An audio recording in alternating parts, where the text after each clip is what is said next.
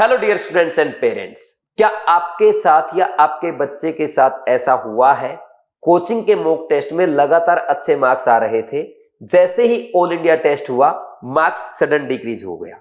अगर हां तो आज का वीडियो आपके लिए। लेकिन इससे पहले अगर आप एक स्टूडेंट हैं, प्लीज ये वीडियो अपने पेरेंट्स के साथ शेयर करें, और पेरेंट्स हैं तो आप भी अपने बच्चे को ये वीडियो जरूर दिखाएं, क्योंकि इस टाइम पे उसको जरूरत है एक हिम्मत की, आपके साथ की, और एक ऐसे प्लान की जिसको एग्जीक्यूट करते हुए वो नीट 2026 में टॉप में रैंक ला सके और अपनी मेहनत को प्रूव करके दिखा सके। और ये प्लान आज के इस वीडियो में लास्ट में आपको बताऊंगा। लेकिन पहले हम बात करेंगे कि बच्चे के मार्क्स कम क्यों हुए, इसमें किसकी गलती थी। देखो भाई, हो सकता है आपका स्कोर 620 से 480 पे आ गया हो, या आप लगातार 650 प्लस करते आ रहे थे और अचानक ऑल इंडिया टेस्ट में आपका स्कोर 500 या 550 तक डिक्रीज हो गया। 600 करने वाला बच्चा 420 430 पे आ गया। कैसा ही स्कोर आपका है, बात यह है कि सडन डिक्रीज हुआ है। इसका रीजन जानते हैं क्या है? मैं बिल्कुल क्लियर कर देता हूं बच्चों को और पेरेंट्स को। इसमें बच्चे की 1% भी गलती नहीं है, गलती है सिस्टम की। कैसे? देखो, सबसे पहला पॉइंट, भाई आपके पेपर में मार्क्स एकदम क्यों डिक्रीज हुए? भाई पेपर का टफनेस लेवल बढ़ा है। देखो, अगर टफनेस लेवल बढ़ेगा तो डेफिनेटली बच्चे का स्कोर कम होगा। क्यों? क्योंकि बच्चे के पास टाइम तो 3 घंटे का है और पेपर का लेवल आपने बढ़ा दिया तो बच्चा कम क्वेश्चन कर पाएगा, गलत भी ज्यादा होंगे तो डेफिनेटली मार्क्स डिक्रीज होंगे। दूसरा, पेपर में इररिलेवेंट क्वेश्चन पूछे गए। क्या ऐसा ही हुआ था? क्या ऐसे क्वेश्चन पूछे गए जो सिलेबस से पोर्शन हट चुका है, जैसे पी ब्लॉक की रिएक्शंस पूछ ली गई हो, या ऐसा हुआ फिजिक्स और बायो के डिलीटेड टॉपिक से क्वेश्चन आए हो, आपने ऐसी रिएक्शंस के बारे में पढ़ा हो जो जिनका आपने नाम भी ना सुना हो, या आउट ऑफ एनसीईआरटी क्वेश्चन पूछे गए। ये 3 मेजर रीजन है बच्चे के स्कोर का सडन डिक्रीज होने के। अब ये 3 रीजन जो है, इसके पीछे कौन से फैक्टर काम कर रहे हैं? 2 फैक्टर हो सकते हैं। एक तो वो जिन लोगों ने आपका पेपर बनाया है, यानी आपके कोचिंग के टीचर। दूसरा, आपके कोचिंग का मैनेजमेंट सिस्टम बोल दो, कोचिंग के ओनर बोल दो, या वो कॉरपोरेट लोग जो कोचिंग में घुस तो गए हैं लेकिन उनको एजुकेशन की कोई समझ नहीं है। ठीक, सबसे पहले बात करेंगे हम टीचर्स के बारे में। देखो, आप भी जानते हैं, बच्चे भी समझते हैं इस बात को, और पेरेंट्स तो और अच्छे समझते हैं। भाई टीचर क्या कर सकता है? एक टीचर बच्चे को अच्छे से प्रिपेयर करने के लिए ज्यादा से ज्यादा पेपर का लेवल टफ कर सकता है। लेकिन मुझे नहीं लगता कि कोई टीचर ऐसा होगा जो इंटेंसली एग्जाम से 10 दिन पहले, 15 दिन पहले इररिलेवेंट क्वेश्चन पूछेगा, आउट ऑफ सिलेबस क्वेश्चन पूछेगा, ऐसे पोर्शन से क्वेश्चन पूछेगा जिसका कोई मीनिंग ही नहीं है नीट 2026 एग्जाम के लिए। आउट ऑफ एनसीईआरटी क्वेश्चन पूछेगा। चलो 1-2 क्वेश्चन पूछ लिया, भर भर के क्वेश्चन पूछ रहे आउट ऑफ एनसीईआरटी। मुझे नहीं लगता कि कोई टीचर ऐसा काम करेगा। हाँ, कोई भी टीचर पेपर में टफनेस लेवल बढ़ा सकता है ताकि उसका बच्चा ऐसे पेपर के लिए भी प्रिपेयर्ड रहे जो टफ आ सकता है, जैसे नीट 2025 में हुआ। टीचर बस ये कर सकता है, ये दोनों काम टीचर नहीं कर सकता। ये काम कर सकते हैं या करवा सकते हैं कोचिंग के ओनर, वो मैनेजमेंट सिस्टम जिसको बच्चे के रिजल्ट से कोई मतलब नहीं है, वो कॉरपोरेट लोग जिनको रैंक से मतलब नहीं है, जिनको मतलब है सिर्फ नंबर ऑफ एनरोलमेंट से, कि कितने बच्चे कोचिंग में आ रहे हैं, ज्यादा से ज्यादा बच्चों का ड्रॉप करा जाए, सिर्फ टॉप का रैंक दिखाया जाए। ये लोग, क्योंकि ये लोग अपने इशारे पे काम कराते हैं, या मुझे तो ऐसा भी लगता है कि ये कॉरपोरेट जब से आए हैं इनका ये भी भरोसा नहीं है कि ये पेपर चैट जीपीटी से बनवा रहे हो। मैं बिल्कुल सही बोल रहा हूं, सुनना मेरी बात। मैं इनका इतना भी भरोसा नहीं करता चैट जीपीटी से बनवा रहे हो। आप कहेंगे सर कैसे? देखो, पेपर का टफनेस लेवल बढ़ जाए कोई बात नहीं है, लेकिन ऐसे टॉपिक से क्वेश्चन आ जाए जो आपके सिलेबस में नहीं है, या आउट ऑफ एनसीईआरटी पेपर चला जाए, वो कैसे पॉसिबल है? इसका मतलब तो यही हो सकता है आपने पिछले 10 साल का एनालिसिस किया होगा, ठीक, और उसके बेस पे आपने एक कमांड दे दिया चैट जीपीटी को या किसी भी एआई टूल को कि हमारे बच्चों के लिए एक ऐसा पेपर बनाओ, और उसने पेपर बना दिया, रिजल्ट सबके सामने आ गया। देखो, ऐसा मैं इसलिए बोल रहा हूं, देखो पिछले 2 साल से आपका सिलेबस 2024 और 25 में अलग सिलेबस रहा है। अगर आप 2020 का पेपर देंगे तो उसमें तो वो डिलीटेड टॉपिक भी है, तो वहीं से तो इररिलेवेंट क्वेश्चन आएंगे। 2016 का अगर पेपर देंगे उसमें आउट ऑफ एनसीईआरटी क्वेश्चन थे, वो भी आएंगे। लेकिन आज का पेपर का लेवल जो है वो बड़ा है, ठीक है, लेकिन जो सिलेबस है वो फिक्स्ड है और पेपर एनसीईआरटी से ही आता है। 95% तो आता है ना, तो यहां बच्चे को परेशान क्यों कर रहे हो? तो ये सारा करा खेल है इन कोचिंग ओनर्स का, इन कॉर्पोरेट सिस्टम का। तो आप इसके झांसे में ना आए। आपका बच्चा मेहनती था, है और रहेगा, और वो इस बात को प्रूव करेगा। सिर्फ कब? जब आप उनका साथ देंगे, जब आप उनकी हिम्मत बढ़ाएंगे। मेरे पेरेंट्स से बस यही रिक्वेस्ट है, आप अपने बच्चे पे विश्वास कीजिए, वो कर लेगा। कोचिंग का तो मतलब ही है ड्रॉप कराना।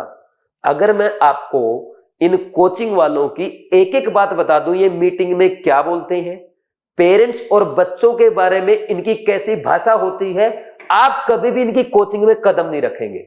लेकिन गंदे लोगों की गंदी भाषा यूज करके मैं अपनी जुबान गंदी नहीं करना चाहता और आपका टाइम वेस्ट नहीं करना चाहता। आपको याद होगा वो दिन, याद करो कितना मीठा बोलते हैं, कितने अच्छे लगते हैं जब पहले दिन आते ही बच्चों को बोलते हैं हेलो फ्यूचर डॉक्टर्स, और ऐसे भजन गाते हैं, हाथ हिलाते हैं, आपको पूरा फील दिलाते हैं, बच्चों को भी पेरेंट्स को भी। आपकी रैंक आएगी, समझ लीजिए आपने ग्रीन ड्रेस पहन ली, पार्ट टू स्ट्रेस, आपका सिलेक्शन हो गया। आपको ऐसा विश्वास, फेक कॉन्फिडेंस दिलाया जाता है।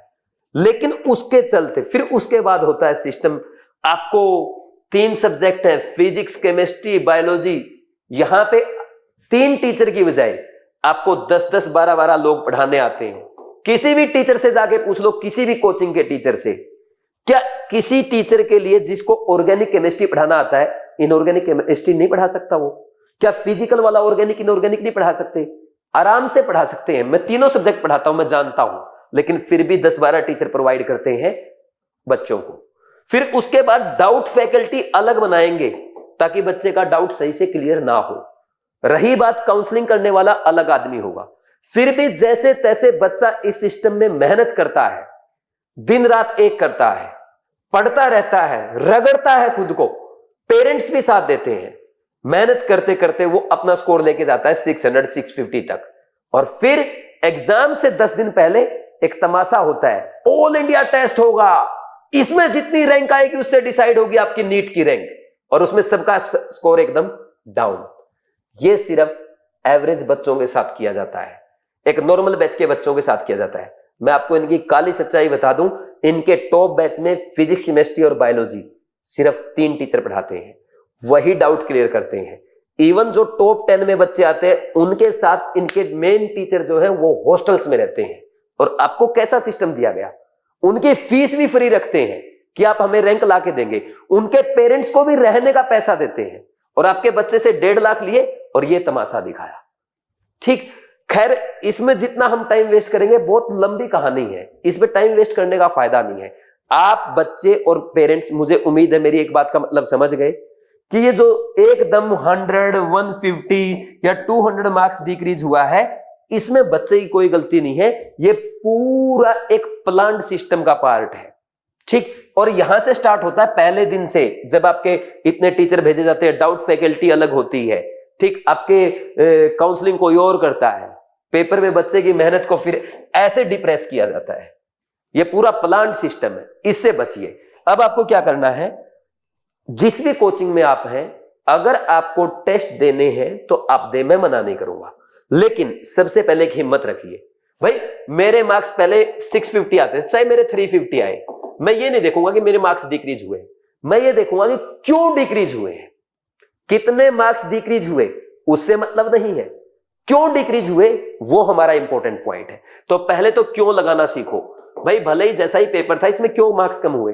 कुछ तो क्वेश्चन ऐसे होंगे जो आते हुए गलत हुए, जो सब सिलेबस में वो गलत हुए, उनके बारे में तो जानो ना कम से कम। एक तो मेथड ये है, जितने भी टेस्ट देंगे उनके मार्क्स पे नहीं जाएंगे, उनके मिस्टेक्स पे जाएंगे, हम मिस्टेक क्या कर रहे हैं। दूसरा, आप ये कोचिंग के टेस्ट छोड़ दो, आपके पास 10 दिन का टाइम बचा है, इसको अच्छे से यूटिलाइज कर दो। ऐसे टेस्ट अटेम्प्ट कर दो जो आपके सिलेबस में आने वाला है, जो आपके पेपर में आने वाला है, सॉरी। ठीक, ऐसे टेस्ट कहां से मिलेंगे? मैं भी ये नहीं बोलूंगा कि आप आओ बीवाइज क्लासेस के बीट के टेस्ट कर लो, हमने वो नीट लेवल रखा है, वो एनसीईआरटी बेस्ड है, वो ऑलरेडी सब है, सब बच्चे जानते हैं। मैं नहीं चाहता कि लास्ट टाइम पे आप टेस्ट सीरीज बदलो या ऐसा करो, लेकिन मैं ये चाहता हूं कि लास्ट टाइम पे आप कम से कम 4 टेस्ट करके जाए। कौन से टेस्ट? नीट के प्रीवियस ईयर टेस्ट। नीट के प्रीवियस ईयर टेस्ट कौन से? 2024 वाले और 25 वाला। देखो 2024 में 3 टेस्ट हुए थे, तीन बार पेपर हुआ था, पता ना आपको, एनटीए की करामात, और फिर एक 2025 का। अब आपका पेपर कैसे आएगा? वो इन चारों पेपर का एवरेज आएगा नीट 2026 में, आपको ये भी पता चल जाएगा। तो सिर्फ ये 4 पेपर करो, और इसमें मोस्ट प्रोबेबली नीट 2024 में जो सवाई माधोपुर वाला पेपर हुआ था वैसा पेपर आपको नीट एग्जाम में नीट 2026 में 3 मई के दिन देखने को मिलेगा, ये मेरी पूरी उम्मीद है। ये 4 पेपर भी ढंग से कर गए, आपका काम हो गया। क्यों करना है आपको ऐसी कोचिंग के टेस्ट जो आपको डिमोरलाइज करने पे तुली हुई है, जो आपको दिखाती है कि टॉप कराएंगे, लेकिन पीछे उनका पूरा एक प्लान सिस्टम, पूरा एक ब्लूप्रिंट तैयार करके रखा है कि टॉप दिखा के कैसे ड्रॉप कराना है। आप उसका हिस्सा ना बने। मैं पेरेंट्स को भी ये रिक्वेस्ट करूंगा, हमसे गलती हो गई उसको भूल जाए, अब फोकस करेंगे सही कैसे करना है। ठीक है, मुझे उम्मीद आपको ये बात समझ में आ गई होगी। अगर आप कोचिंग के टेस्ट करेंगे तो उसके मार्क्स की टेंशन लेंगे, मार्क्स कम क्यों हुए उसकी बात करेंगे। अगर वो नहीं करना, बेटर है आप नीट के 2024 के 25 के पेपर कर लो, इसमें जो मिस्टेक हो उसका एनालिसिस कर लो, आराम से अच्छे स्कोर हो जाएगा। अब ऐसे स्टूडेंट्स जो इस साल अच्छा नहीं कर पाए, भले वो इस कोचिंग के गड़बड़ सिस्टम की वजह से, ये कॉर्पोरेट के आने की वजह से 10-10, 12-12 टीचर पढ़ा रहे हैं, ठीक, फैकल्टी क्लास की अलग है, डाउट की अलग है, एनसीईआरटी पे कोई फोकस ही नहीं है, ठीक, बच्चे को एडमिशन लेने के बाद पूछा ही नहीं जाता है। अगर ऐसा धोखा आपके साथ हो चुका है और आपको लगता है मैं इस साल नहीं कर पाया, तो प्लीज आप परेशान ना हो। आप अपनी नीट 2027 के लिए प्रिपरेशन करें, या आप ये देख लें कि अगर आपकी हिम्मत नहीं है नीट 2027 की प्रिपरेशन करने की, पेरेंट से बैठ के बात करें और अपनी स्ट्रीम चेंज कर लें। स्ट्रीम चेंज का मतलब, मैं एमबीबीएस की बजाय आप किसी और फील्ड में चले जाएं, बीएससी नर्सिंग में चले जाएं, या आप बीडीएस में चले जाएं, या आप सिंपल बीएससी कर लें, यूपीएससी की तैयारी कर लें, टीचिंग में चले जाएं, बहुत सारे ऑप्शंस हैं, ठीक। लेकिन अगर डिसाइड कर लें, अगर आपको नीट 2027 के लिए प्रिपरेशन करना है तो अभी से प्लान करो। या आपका कोई ऐसा छोटा भाई बहन है, आपका साथी है जो नीट 2027 के लिए प्रिपरेशन करना चाहता है, उसको बोलो भाई अभी से प्लान करें और ऐसी कोचिंग में पढ़ाई करें जहां पे क्लासरूम फैकल्टी सेम हो, डाउट फैकल्टी सेम हो, आपको आपकी स्ट्रेटजी बनाने की, गाइडेंस की, प्लानिंग की, आपकी काउंसलिंग की, आपकी स्टूडेंट टीचर मीटिंग की, आपकी पेरेंट टीचर मीटिंग की, सारी रिस्पॉन्सिबिलिटी आपके टीचर की हो। ऐसी जगह आप पढ़ाई करें। और ऐसा ही एक सिस्टम हमने आपके लिए बनाया है बीवाइज क्लासेस के ड्रीम बैच में, जहां पे आपको मिलेगी एक ड्रीम टीम जिसमें आपके 3 टीचर है, आपके 3 सब्जेक्ट यानी फिजिक्स, केमिस्ट्री और बायोलॉजी पढ़ाएंगे। आपके फिजिक्स के 1 एक्सपर्ट हैं, केमिस्ट्री के 1 एक्सपर्ट और बायोलॉजी के 1 एक्सपर्ट होंगे। ये 3 टीचर ही आपको क्लास में पढ़ाएंगे। आपको जब भी नोट्स में, क्वेश्चन बैंक में या आपके एनसीईआरटी में, टेस्ट में जो भी डाउट आएगा वो अपने आप इन टीचर से पूछेंगे। और इसके साथ आपकी जो स्ट्रेटजी है, गाइड आपको करना है, आपकी काउंसलिंग करनी है, आपके कोटा में कोई प्रॉब्लम आती है वो भी ये टीचर सोल्व करेंगे। आपके पेरेंट्स से भी ये 3 टीचर बात करेंगे। और इसीलिए हमने इस बैच का नाम रखा है ड्रीम बैच, जिसका मेन एम है कि आपके डॉक्टर बनने के ड्रीम को पूरा करना। अब आपको ये लग रहा होगा ये 3 टीचर इतना सब कैसे कर देंगे। देखो, ड्रीम बैच में हमने ओनली 300 स्टूडेंट्स रखे हैं, ओनली 300 स्टूडेंट्स। हर टीचर की रिस्पॉन्सिबिलिटी होगी 100 बच्चों की, कि वो अपने 100 स्टूडेंट्स का जो भी एकेडमिक प्रॉब्लम आता है वो सोल्व करे। उसके साथ साथ कोटा में उनको रहने में कोई प्रॉब्लम आ रहा है, मेस में, खाने में जो भी इश्यू है, वो टीचर इनकी हेल्प करेंगे। तो ये प्लान हमारा है, minimum number of students, maximum number of selections, ठीक। तो अब आपके लिए पूरी टीम तैयार है। ड्रीम बैच आपका स्टार्ट हो रहा है 25 मई से।